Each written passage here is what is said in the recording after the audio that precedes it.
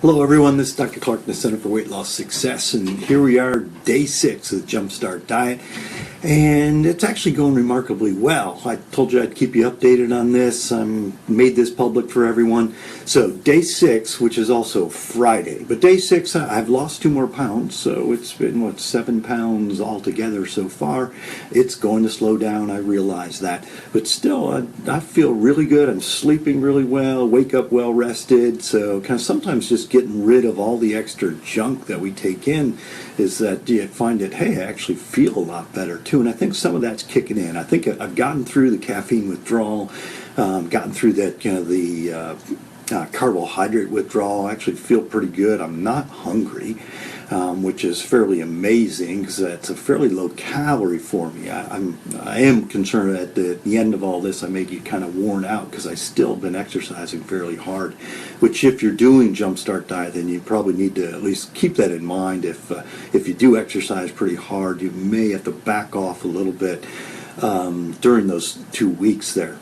So anyway, what I want to talk a little bit about today, and it'll be pretty short, is one, we're heading into the weekend, which, that's many people, myself included, kind of often struggle on the weekend because the weekend's kind of more of a social thing. So it's Friday night tonight, so what am I going to do? It's like, I'm going to be having my shake. All right, okay. So I've made up my mind. I'm going to do this. So I can do anything for 2 weeks, but still, tonight's probably going to be a little harder for a couple reasons. One is it's Friday night. We all think, we've gotten through the week, so let's sit back, relax, kick back, do something different. Now, that mindset long term, you really have to be careful with, because a lot of people kind of think, well, I'll be really good during the week with my eating and exercise, but on the weekend I'll back off a little bit.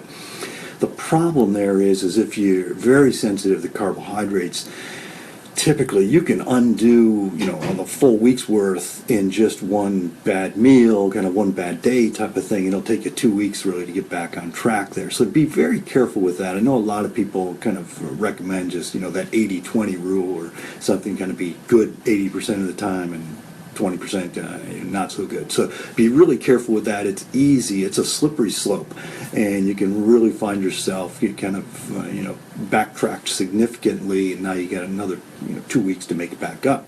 So anyway, that thought process, but also on the weekends, and again, myself included, is that typically I like to get together with family and friends, have some good food, but also, and it could be good healthy food, but still also have some beverages.